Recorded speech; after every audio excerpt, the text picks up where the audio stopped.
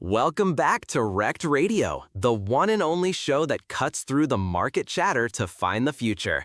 I'm Sunny, and folks, the groundwork is being laid for the next seismic shift in crypto.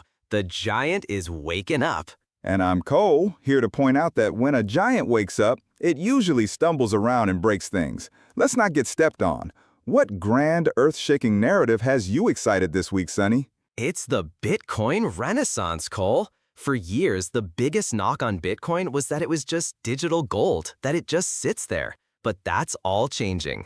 We are witnessing the birth of a vibrant application layer on top of Bitcoin, what some are calling BitFi.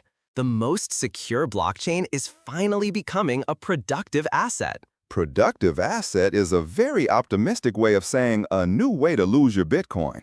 You're talking about adding layers of complex, unproven technology on top of the one thing in this space that was supposed to be simple and secure. It sounds like you want to turn a fortress into a theme park. It's turning a fortress into a thriving city. Look at the new projects emerging, like Goat Network. This isn't just another copy-paste idea. They are building a Bitcoin Layer 2 specifically designed for yield generation. But they're tackling the biggest problem head-on: speed and security. They are using ZK proofs that can be settled in minutes, not hours. Hang on, let's unpack that. They're using zero-knowledge proofs, which is incredibly complex technology, to create a bridge so you can take your pristine Bitcoin, move it to a new, less secure layer, and chase some yield. Every single bridge in crypto history has been a massive hacking target. You're not just risking some new altcoin, you're putting your actual BTC on the line. What happens when this fast proof system has a bug? Your Bitcoin could be gone in a flash. But that's where the innovation is. They are building a system with multiple provers to ensure security. This isn't about reckless gambling. It's about unlocking the trillions of dollars of dormant capital locked in Bitcoin. Think about it. Lending, borrowing, stablecoins, all built on the most trusted settlement layer on the planet. This makes Bitcoin a true economic engine, not just a pet rock. The goal here is to bring the magic of DeFi to the security of Bitcoin. The magic of DeFi was a series of multi-million-dollar explosions, hacks, and collapses. We saw the chaos on Ethereum. Rebuilding that same DeFi casino on Bitcoin doesn't make it safer. It just raises the stakes. You're creating new, centralized points of failure. The GOAT network itself is pre-launch, Sonny. We're celebrating a theoretical solution to a problem Bitcoin never really had. Its main feature was its simplicity, and we're rushing to strip that away for a few percentage points of yield. It's not just a few percentage points. It's about building a parallel financial system. You have to start somewhere. The demand for Bitcoin native yield is enormous, and the technology is finally catching up to meet it. This is how Bitcoin competes with Ethereum, not just as money, but as a platform for innovation. This is how Bitcoin stays relevant for the next decade. Bitcoin's relevance comes from its security and stability, the very things these new layers threaten. By trying to be everything, Bitcoin risks becoming nothing special.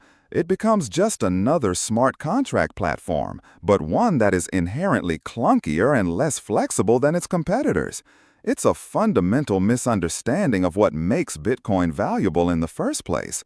But I guess we'll see who's right when the first major Bitcoin L2 bridge gets drained. I see it as the most significant evolution in Bitcoin's history. But you know me, I always like to check what the market is thinking. Let's pull up the technicals from TradingView and see what the charts say about the big dog Bitcoin. Ah, my favorite part of the week. Let's consult the digital tea leaves. What prophecy are the charts whispering to you today, Sonny? They are screaming a story of long-term, unshakable conviction.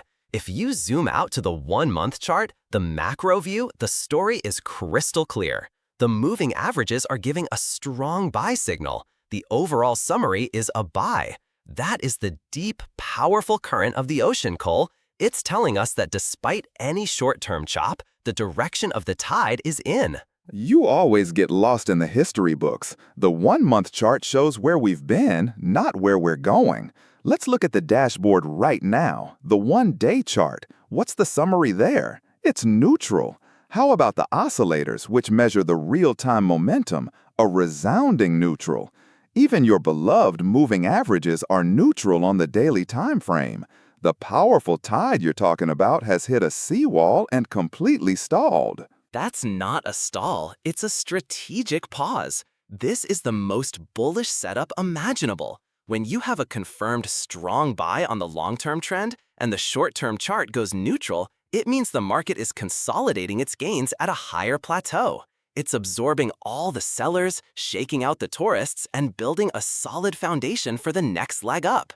This isn't weakness, it's the market coiling a spring. You see a coiled spring, I see a vehicle that has run out of fuel. That neutral reading is a sign of complete buyer exhaustion. There's no new energy coming in to push the price higher. The market is in a dangerous state of equilibrium at a very high altitude. Stalemates like this often resolve downwards because there's no momentum to counter any bad news. You're celebrating that we're standing still, but we're standing at the edge of a cliff. That's all for this episode of Rekt Radio. I see a future where Bitcoin is not just digital gold, but a dynamic economic engine and a market chart that is building the launchpad for its next journey to the stars. Stay bullish. And I see a rush to add dangerous complexity to the one simple thing we had in this space, and a market chart that's gasping for air. Please manage your risk. Don't become someone else's yield. You've been listening to Rekt Radio.